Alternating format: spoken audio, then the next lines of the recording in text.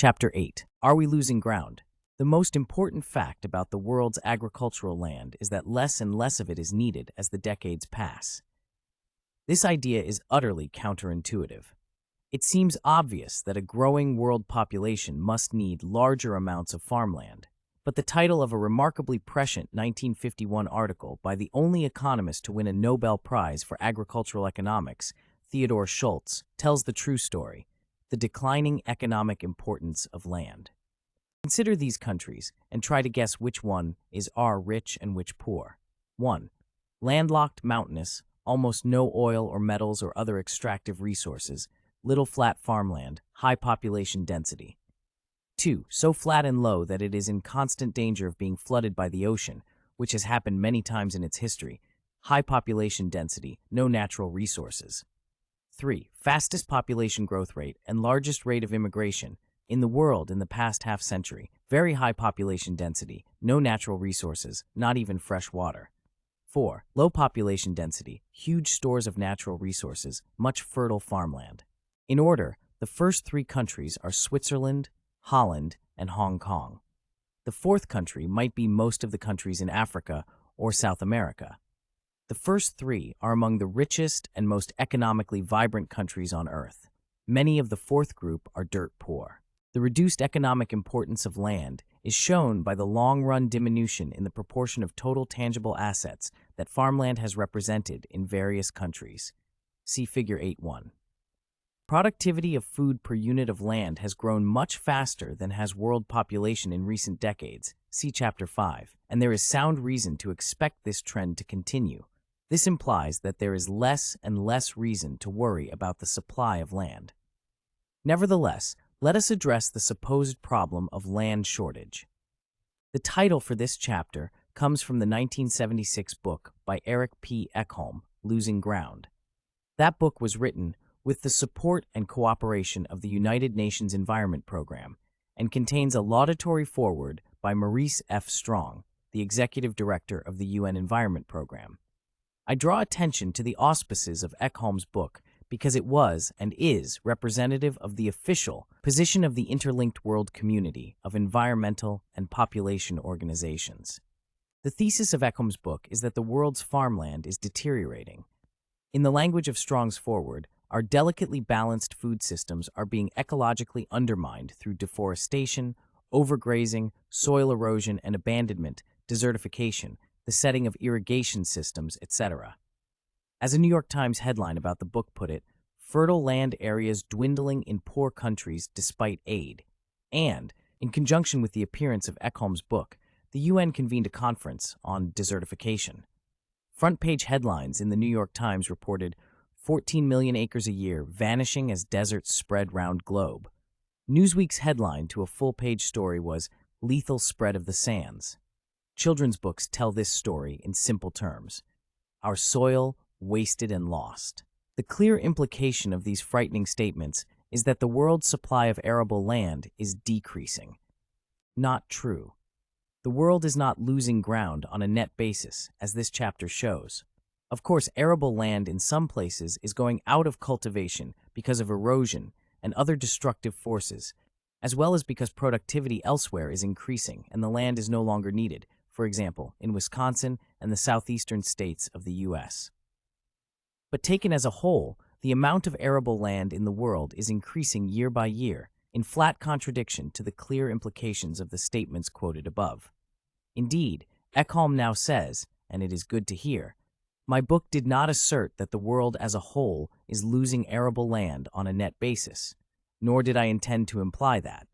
Though, as the quotations above show, journalists and environmentalists and I did read a clear net loss message in Ekholm's book. The soil erosion scare goes back a long way, to the story of the Spanish conquest destroying native cultures by introducing cultivation practices that led to destructive erosion. Now, research shows that erosion was as bad before Columbus as afterwards, and going back 3,500 years. Indeed, erosion may have declined after the Spaniards because of reduced population due to disease. At the rate that myth-shattering new information is becoming available, I may never finish this book. It accumulates faster than I can chronicle it.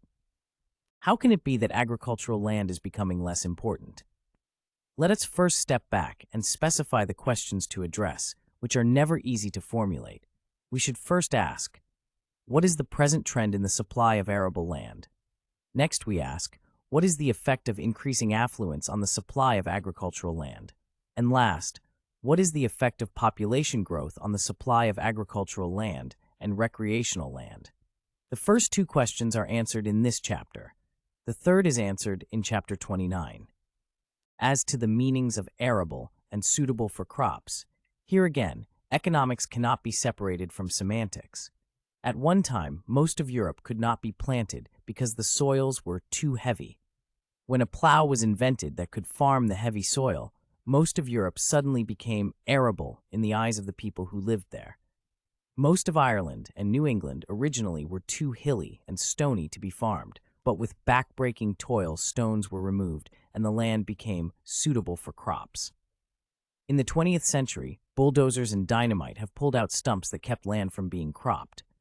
And in the future, cheap water transportation and desalination will transform more of what are now deserts into arable lands, just as happened with much of California. The definitions change as technology develops and the demand for land changes. Hence, any calculation of arable land should be seen for what it is, a rough temporary assessment that may be useful for a while but has no permanent validity. You can even make agricultural land out of Mount Everest, but it would cost a fortune to do so, is a common reply to such optimism by those who worry that we are running out of land. But in many parts of the world, new land can be bought and cleared right now for amounts that are considerably below the purchase price of good developed land. Furthermore, the cost of acquiring and clearing land nowadays is less than it was in the past, when tree cutting, stump pulling, and irrigation ditch digging had to be done by hand or with animal power. New areas are made habitable for agriculture as well as for urban activity with air conditioning. The entire south of the United States was rendered much more habitable with air conditioning. The first commercial building west of the Mississippi River to be air-conditioned was the Federal Reserve Bank of Dallas in 1920. With this device, the effective land area of the United States was greatly increased. The trend of arable land losing ground. The quantity of farmland is not a crucial issue, as we saw in Chapter 6. In fact, as Chapter 29 documents, some African officials contend that Africa has too much land, at the same time that the U.S. State Department's AID is wringing its hands and pushing policies in Africa intended to reduce the people-land ratio. Using technology that is in commercial use to raise food in hydroponic artificial light factories like phytofarm, see Chapter 6, the entire population of the world can be fed using only the land area of Massachusetts plus Vermont, or Netherlands plus Jamaica. And the area necessary can be reduced to a tenth or a hundredth of that by producing the food in 10 or 100-story buildings. Nevertheless, doomsters spook the public with fears that we are losing the quantity that now exists. Hence, we need to examine the data in order to reassure you. Ekholm and others provide frightening anecdotes aplenty about how the world is losing land to deserts, dust, overgrazing, woodcutting, and salting due to irrigation. Often the stories are travelers' impressions and other casual evidence, but statistics they do not give. Ideally, a book on the ecological undermining of food production systems would include detailed national statistics. Unfortunately, such comprehensive data are not available, Ekholm says. But in fact, comprehensive data are available, and these data contradict the picture suggested by the anecdotes. Joginder Kumar laboriously collected and standardized the first set of data on land supply and use throughout the world. His finding: 9% more total arable land in 1960 than in 1950 in the 87 countries for which he could find data. These countries account for 73% of the total land area of the world. More details on this impressive gain of almost 1% per year may be found in Table 8.1. Some of the places where the quantity of cultivated land is going up may surprise you. India, for example, where the amount of cultivated land rose from 1,261,000 to 1,379,190 square kilometers between 1951 and 1960. The trend that Kumar found from 1950 to 1960 still continues. The UNFAO now has collected data back to the 1960s, showing that there was a rise in arable and permanent cropland in the world as a whole during the period 1961 to 65 to 1989, from 10.41% to 11.03% of Earth's dryland area, which represents an increase of 5% in arable area for the roughly 25-year period, Table 8.1. The data for agricultural, arable plus pasture, are comparable, as Table 8.2 shows. Furthermore, the gain in the developing countries is particularly significant and heartening. We begin, then, by taking notice of the fact that the amount of arable land in the world, and especially in the poor and hungry countries, is increasing rather than decreasing, as the popular press would have it. Nor should we worry about diminishing returns in the long run due to successively poorer land being brought into use, because average yields per acre are increasing. Where is the amount of cultivated land declining? The amount of cultivated land certainly is going down in some places, but this decline is not necessarily a bad sign. In the U.S., the trend is downward, as can be seen in Figure 8.2. This has happened because both the total agricultural output and average yields per acre have been going up sharply in the U.S. This high output is obtained in large part with huge farm machines that require flat land for efficiency. The combination of increased productivity per acre of good land and increased use of equipment adapted to flat land has made it unprofitable to farm some land that formerly was cultivated. For example, in New Hampshire between 1860 and 1950, the tillable area declined from 2,367,000 acres to 451,000 acres. There are, however, places where, for negative reasons, usually wars or fights about land tenure, good land that was formerly cultivated is no longer farmed. Mexico in the 1970s was a typical example. Frustrated by the slow pace of agrarian reform, Mexican peasants began seizing land. In fear of more seizures, the big estates then cut their investments.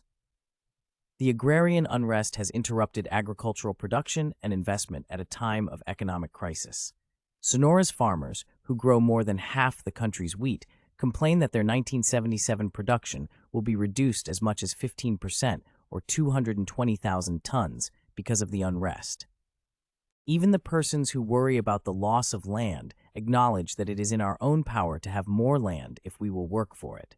Ekholm wrote, "Today, the human species has the knowledge of past mistakes and the analytical and technical skills to halt destructive trends and to provide an adequate diet for all using lands well suited for agriculture." When confronted by these aggregate data, the loss of land worriers bring up the supposed desertification, especially in the Sahara region. This has been hard to disprove until recently. But once again, the anecdotal claim is confounded by scientific evidence when it can be gathered.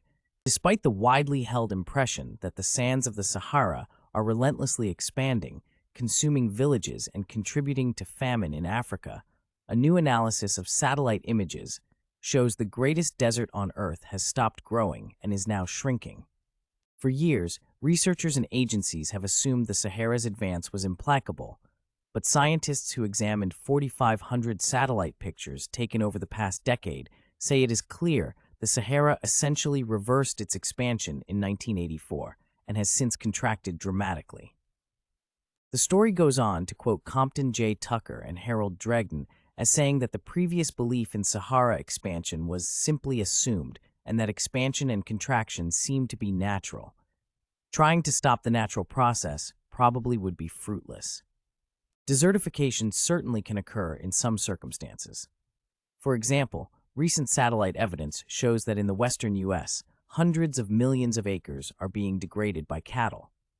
But this degradation is taking place on public lands, where individuals do not have a stake in maintaining the value of the land assets, and where the prices they pay for grazing rights may be too low, leading to overgrazing. Where the land is privately owned, the satellite apparently did not report degradation. So desertification is not the result of population growth, but rather of faulty economic arrangements. Unfortunately, however, many biologists and environmentalists focus on the physical rather than the social systems, making such forecasts as future desertification is likely to be exacerbated by global warming and to cause significant changes in global biogeochemical cycles. Indeed, even in the Sahel, private ownership can cause land to be improved rather than degraded. Figure 8.3 shows an area of private agricultural land in the Sahel. Its borders sharply demarcate the green zone within from the brown area outside. Nor is the problem of sustainability the bogey it is made out to be. Land can be used indefinitely, even on an intensive basis, without loss of fertility. This may be seen in the Morrow plots at the University of Illinois, the oldest experimental agriculture station in the U.S., my favorite place to take visitors in the years I taught there. Starting in 1876, corn has been planted every year without any fertilizer, and the yields are visibly scrawny. But land that has been planted every year but rotated among corn and other crops retains excellent fertility, the corn towering over the no fertilizer, no rotation yields, with no observable loss of soil fertility. Crops using commercial and organic fertilizer both do as well as the rotation crops, and crops using both rotation and fertilizer do best of all. Now we proceed to our second question, leaving the third question about the effects of population growth for Chapter 29. Is land different from other resources? Many people consider land to be a special kind of resource. But like other natural resources, land is the result of the human creative process, as discussed in Chapters 1 through 3. Though the stock of usable land seems fixed at any moment, it is constantly being increased, at a rapid rate in many cases, by the clearing of new fields or the reclamation of wasteland. Land also is constantly being enhanced by increasing the number of crops grown per year on each unit of land, and by increasing the yield per crop with better farming methods and with chemical fertilizer. Last but not least, land is created anew where there was none. For example, much of Holland originally belonged more to the sea than to the land. According to strict geographical determinism, one would expect to find there nothing but a fever-ridden delta and lagoons, the undisputed domain of seafowl and migratory birds. Instead, we find a prosperous and densely peopled country, with in fact the highest densities of population in Europe. The new land was won by diking and draining. This is essentially a triumph of human will. It is the imprint of civilization on the landscape. 100 years ago, someone said of the Netherlands, "This is not soil, it is the flesh and blood and sweat of men." Modern Japan is applying the lesson of Holland. When land around Tokyo becomes scarce and extraordinarily expensive, the Japanese build an artificial island in Tokyo Bay and contemplate large floating structures, including perhaps an airport. And Hong Kong is planning to build a new airport on reclaimed land just off one of its islands. Holland was created by muscle power, but the potential for creating new land has increased as new power sources and our knowledge and machinery have developed. In the future, the potential for creating new and better land will be even greater. We will make mountains where there now is water, learn new techniques of changing the nature of soils, and develop our ability to transport fresh water to arid regions. Extending the process into a third dimension, which Holland demonstrated in 2 dimensions, the capacity to grow food in multi-level structures with the use of artificial light, see the discussion of phytofarm in Chapter 6, means that the supply of effective agricultural land can be expanded without limit. That is, it is not finite. This is no pipe dream, but a demonstrated reality that is economic even at current prices. The role of land building in population history became clear to Malthus, who said of the Germans in Roman times, when the return of famine severely admonished them of the insufficiency of their scanty resources, they accused the sterility of a country which refused to supply the multitude of its inhabitants. But instead of clearing their forests, draining their swamps, and rendering their soil fit to support an extended population, they found it more congenial to their martial habits and impatient dispositions to go in quest of food, of plunder, or of glory into other countries. The cooperative interrelationship among land building, irrigation, population growth, and prosperity in prehistoric times is also well understood by historians of the ancient Middle East. In the great alluvial valleys of the Nile, the Tigris-Euphrates, and the Indus system, collective effort had created artificial environments. The organized exploitation of lands reclaimed from swamp and desert was yielding unprecedented supplies of corn, fish, and other foodstuffs. But once built, land can be lost through neglect and depopulation, as happened in the same Tigris-Euphrates area. Many of these districts have not been settled or cultivated in 1,000 years or more, and have been deeply and cleanly scoured by wind erosion during that interval. One can see, under the sand, traces of the old abandoned gannets, irrigation systems, when flying over the desert. Investment in land is as important in the modern world as it was in the ancient world. The key idea is that land is made by people, just like other inputs to farm production. The productive capacity of a farm is the cumulative result of what has been done to the land in the past and is largely the result of investment. The more progressive agriculture becomes, the smaller is its dependency on the natural endowments. Furthermore, whether land deteriorates or improves depends on its treatment by farmers. Land owned in common tends to deteriorate because no one has a property stake in maintaining it. In contrast, private farm owners improve their land because it raises the value of their investment. Reports about increasing soil erosion in various countries should be seen in this context. The extent of land improvement on subsistence agriculture farms can be very great, depending on needs. Much agricultural investment has always come from the additional labor done by farmers during the off-season. For example, in agriculturally primitive Rapatak Parish in New Britain, men of working age invest 1/4 of their manpower per year in the formation of new agricultural assets, such as cocoa and coconut trees. This is a long-term agricultural investment. In Champaign-Urbana, Illinois, where our family lived 2 decades in the midst of some of the most valuable corn and soybean farmland in the world, town people are surprised to learn that before the pioneer farmers applied their labor and sweat and lives in developing this land, it was a malarial swamp. Though the area is flat, it was also waterlogged and therefore unproductive. Until white settlers drained the prairie, Champaign County was very marshy. Early settlers noted that the Indians built platforms high in the trees to escape the mosquitoes. The schoolchild imagines a vast, untapped prairie frontier where the white man, if he was brave enough to stand up to the Indians, needed only to drop seeds in the earth to have a bountiful crop. This is simply a myth. Nor is land building a thing of the past, even in Illinois. In Champaign County, Harold Schlensker is a retired farmer whose farm holdings, which his sons work, are worth perhaps $1 million. Much of the increase in the value of his land came from reclamation. Pointing out the back window of his house, Schlensker indicated a drainage ditch that was one of his first improvements to try to upgrade a plot of land he characterized as just swampland. He said, "I put that ditch in and some tile and brought it up to good productive land." In various parts of the U.S., new cropland is being created at the rate of 1.25, or another estimate, 1.7 million acres yearly, by irrigation, swamp drainage, and other techniques. This is a much larger quantity of land than the amount that is converted to cities and highways each year, as we shall see in the next chapter. Compare this with the nightmarish limits to growth view that land is fixed in quantity and that agricultural capacity is being lost to cities and highways. The U.S. was blessed with an endowment of land and water that long made irrigation unprofitable. But now, with an increased demand for food and new technological advances, irrigation has become important in creating new land.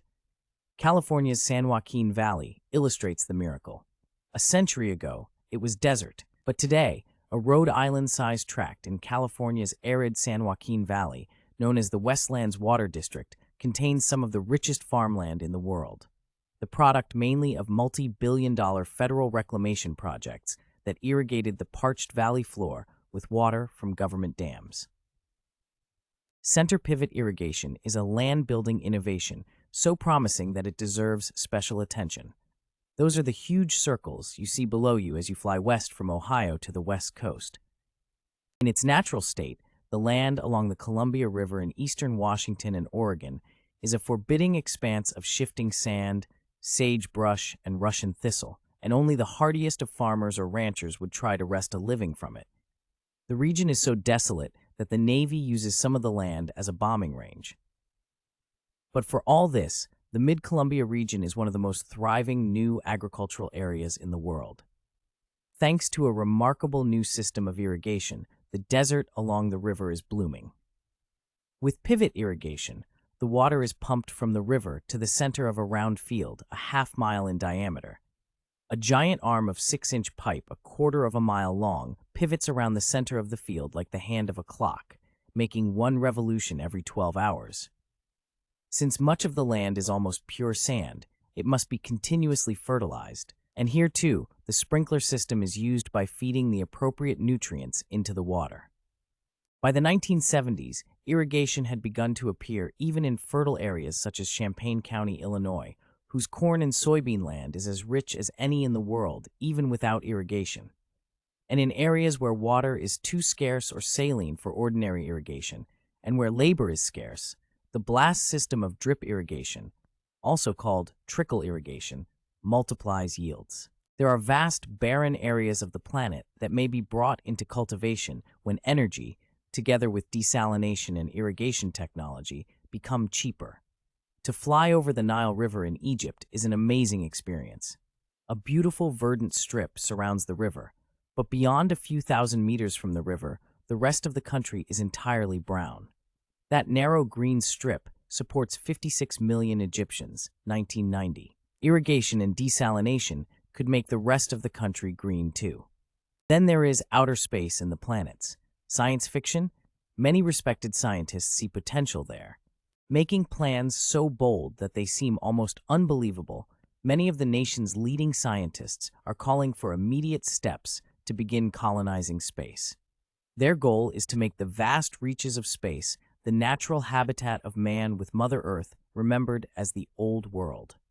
Peering into their crystal balls at the recent meeting of the American Association for the Advancement of Science, the scientists concluded that space colonization is inevitable, and sooner than we think. As with other resources, the demand for land lessens when new substances are found to substitute for agricultural products. For example, in India, in 1897, nearly 2 million acres were used for cultivating indigo plants. Along came the German chemical industry and synthesized an indigo dye that was cheaper than the natural product. The 2 million acres were no longer needed for indigo.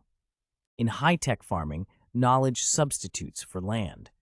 Chapter 6 described how hydroponic farming can produce as much in 1 acre as conventional agriculture in 100 or 1,000 acres. And of course, high-rise buildings greatly economize on surface area used for living. Conclusion: I do not preach complacency about the supply of land. I am not suggesting that we cease to care about our agricultural fields worldwide or regionally. Just as homeowners must take care of their lawns lest they go to ruin, farmers must continually protect and renew their acreage so the stock of good land is increased and improved. The message of these land data is that there is no ground for the panic into which anecdotal accounts can throw us when they are not balanced by the larger picture of accurate figures, and there is no basis in these figures for opposition to continuing economic and population growth. The wisdom of such growth with respect to land, as opposed to the feasibility, will be discussed in Chapter 29. The hoaxes, by now old and tired, about urban sprawl and soil erosion wasting the farmland of the United States are exposed in the next chapter, along with a discussion of the newer concern about loss of wetlands.